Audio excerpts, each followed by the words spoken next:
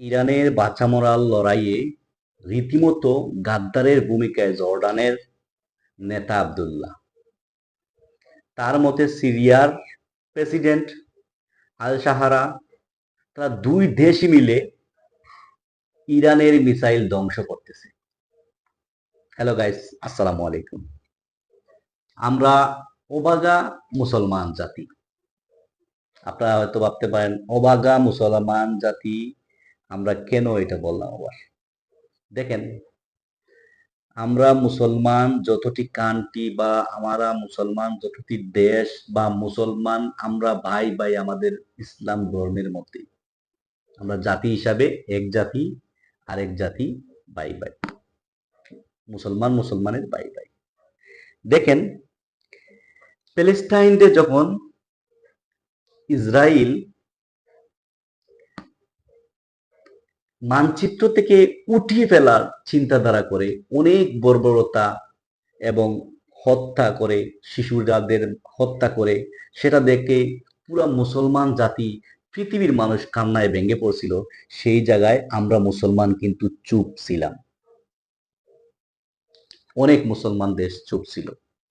তো কোনো দেশের মুসলমান কান্ট্রিগুলো আমরা সবাই জানি। তো এখন এই বিষয়টা নিয়ে ইরান প্রতিবাদ করছিল। ইরান প্রতিবাদ করার কারণে প্রেক্ষিপটে ইরানের উপরও এই ইসরায়েল হামলা চালালো। ইরান আবার পাল্টা হামলা দিল। সেই পাল্টা হামলাতে আমাদের এই যে জর্ডানের নেতা আবদুল্লাহ, এদিকে সিরিয়ার প্রেসিডেন্ট আল সাহারা, ওনারা দুইজন মিলে কি করতে শুরু করলো? ওনারা দুইজন মিলে মুসলমান দেশের সাথে, ইরানের সাথে যুদ্ধের পরিবর্তে ওরা শুরু করলো কি, ইরানের যে মিসাইল গুলা ওগুলো ধ্বংস করতে শুরু করলো। তার মানে কি দাঁড়ালো? এই যে আমরা মুসলমান যতটা কান্ট্রি আছি সবাই মিলে, সেই কান্ট্রিগুলা আমরা একই সাথে ওদের উপরে ঝাঁপিয়ে পড়ার কথা। সেই জায়গায় জর্ডানে আমাদের ইরানের মিসাইল ধ্বংস করে আবার ইসরায়েল ইসরায়েল যখন হামলা করে তখন ওদের মিসাইল কিন্তু জর্ডানে ধ্বংস করে না, ওদের দেশের উপর দিয়ে আমাদের ইরানকে মারতে দিতেছে। তো এটা কিন্তু অনেক ওয়ার্ল্ডের সবচেয়ে বড় একটা ক্রাইসিস। তো আমরা মুসলমান জাতি যতদিন না পর্যন্ত এক হতে পারবো ততদিন মনে হয় না আমরা এই পৃথিবীতে নির্যাতিত হয়েই যাব। তো এই নির্যাতিত হয়েই যাইব, তো আপনাদের বুঝতেই পারতেছেন। এখন আবার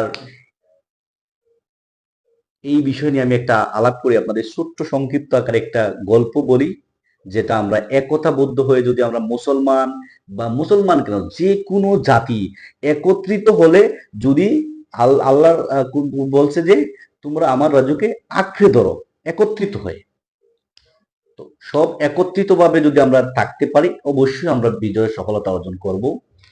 তো একটা লোক খুবই শক্তিশালী, যে গল্পটা সংক্ষিপ্তে আমি আপনাদেরকে বলি, শুনলে অবশ্যই ভালো লাগবে এবং এটা থেকে অনেক শিক্ষণীয় বিষয়টা আছে। একটা লোক অনেক শক্তিশালী, গ্রামের মধ্যে একা, তার সাথে লড়াই কেউ পারে না। তো তিনটা লোক চিন্তা করলো, আরো তিনটা লোক ওই গ্রাম মানে আরো তিনজন লোক ধরেন, ওরা কি করলো, ওই যে শক্তিশালী লোক ধান চাষ করলো। ওরা গরু নিয়ে আসলো, এই চিন্তা করলো ওর সাথে তো একা যদি এই গরু নিয়ে যদি ওর ক্ষেত গুলো আমরা খাওয়াই দেই, তাহলে তো ও তো আমার একা পেয়ে মারবে। তাহলে আমরা তিনজন মিলে যাই খাওয়াবো, তাতে ও যদি আমাদের কাছে কিছু করতে আসে তাহলে আমরা তিনজন মিলে ওরে মারবো। ওরা টার্গেট করে গেল কিন্তু। তো ওরা গেল গরু তিনটা নিয়ে নিয়ে ওই শক্তিশালী লোকের ক্ষেতের মধ্যে তাদের গরু ছেড়ে দিল। এই গরুগুলো আস্তে আস্তে ভালো ফসল কিন্তু খেতে শুরু করলো। এদিকে এই যে শক্তিশালী লোক, তিনটা লোক, তিনটা লোকের মধ্যে আগে বইলা রাখি আপনাদেরকে, একজন মুসলমান, আর আরেকজন হচ্ছে গিয়ে হিন্দু, আর আরেকজন হচ্ছে তার প্রতিবেশী। সব তিনজনই মিলেই এই চক্রান্তটা করেছে। তো ওই লোকটা আসলো, এসে দেখলো কি ব্যাপার, এরা তিনজন একসাথে আমার ক্ষেতের মধ্যে গরু ছেড়ে দিল এবং গরুর আমার ক্ষেতগুলো নষ্ট করতেছে। নিশ্চয়ই এরা আমার সাথে ঝগড়া বা মারামারি কোনো প্ল্যান করে আসছে তিনজনই। তো সে চিন্তা করলো তিনজনে একসাথে তিনজনে যদি আমি গিয়ে বলি, তোমরা আমার খেতে কেন গরু ছাড়লা এবং গরু কেন আমার ক্ষেত নষ্ট করছে, তোদেরকে পিটাবো বলে যদি মারামারি শুরু করে, তাহলে কে হারবে? ওই একা যে লোকটা, সেই হারবে। এদিকে তিনজন মিলে ওরা তো চক্রান্ত করে আসছিল যে আমরা তিনজন মিলেই ওরে পিটাবো। তো একাও হারবে। ও চিন্তা করলে একটু টেকনিক খাটিয়ে ওদেরকে সাহায্য করতে হবে। প্রথমে গিয়ে বললো, এদিকে আসেন আপনারা। বলে কি হয়েছে? বলে আমার যে ক্ষেতটা খাওয়াইতেছো আমার কোনো সমস্যা নাই। বলে সমস্যা নাই না, তুমি যদি বলো ক্ষেতটা কেন খাওয়াইতেছি তাহলে তোমারে কিন্তু পিটাবো আমরা। কি ব্যাপার? সে তো অনেক চিন্তা ভাবনা করো না, আমার ক্ষেতটা তোমরা খাওয়াইতেছো, আমার কোনো সমস্যা নাই। শোনো, তুমি হচ্ছে গিয়ে মুসলমান, আমার জাতি ভাই, আর ও হচ্ছে আমার প্রতিবেশী, আর ওই হিন্দু, ও কেন আমার ক্ষেতটা খাওয়াইতেছে? বাকি দুজন চিন্তা করলো, হায় হায়, আমি তার প্রতিবেশী, আমার কিছু বলবে না। আর ও বলল, ও ও মুসলমান, আমার মুসলমান যে, ও মনে করছে আমরা একই ধর্মের, হয়তো আমার কিছু বলবে না। যাক, ওরে যখন একা বলতেছে হিন্দু, তাইলে হিন্দুরই মার, সমস্যা নাই। হিন্দুটারে বলছে যখন, ভাই উনি আমার প্রতিবেশী, উনি মুসলমান, আমরা ভাই ভাই, তুমি কেন আমার ক্ষেতটা খাওয়াইবা গরু দিয়ে? সাথে সাথে এমন পিডান পিডাইলো ওই লোকটারে, হিন্দু লোকটারে পিড়ে শেষ করে লাইলো। পরে বললো, আচ্ছা ঠিক আছে ভাই, তুমি আমার পাশের বাড়ির লোক, আর তুমি আমার মুসলমান, তো আমার পাশের বাড়ির লোকে আমার দানটা খাওয়াইতেই পারে, এটা কোনো সমস্যা নাই। কিন্তু তুমি কেন মুসলমান হও, তুমি কেন এই কাজটা করলা? পাশের বাড়ির লোকটা সে প্রতিবেশী হলেও মুসলমান, কিন্তু তুমি কেন এই কাজটা করলা? তুমি তো আমার এলাকার পাশের বাড়ির না। সকাল হইলে ওর মুখ দেখবো আমি, ও আমার মুখ দেখবে, ও খাওয়াইতেই পারে, কিন্তু তুমি কেন এটা করলা? সে কথা বলার সাথে সাথে পাশের বাড়ি আত্মীয়, যে প্রতিবেশী, সে চিন্তা করলো, হায় হায়, ওর বাড়ি একটু দূরে, আমি প্রতিবেশী, আমারে ছাড় দিবে মনে হয়, ওরে মারতেছে, মারুক, সমস্যা কি? ওরে ধুম কেলান কেলাইলো, পিড়াইলো। ওরে কেলার পর, পিড়ানোর পরে কয়েক, তুই আমার প্রতিবেশী হ আর যাই হোক, তুই অন্যায় করতেছ, আমার খেতে খাওয়াইতেছ, তিনজন একসাথে আসছো আমারে আক্রমণ করার জন্য, আমি বুঝি না? এইটা বলে এও বিড়াইলো।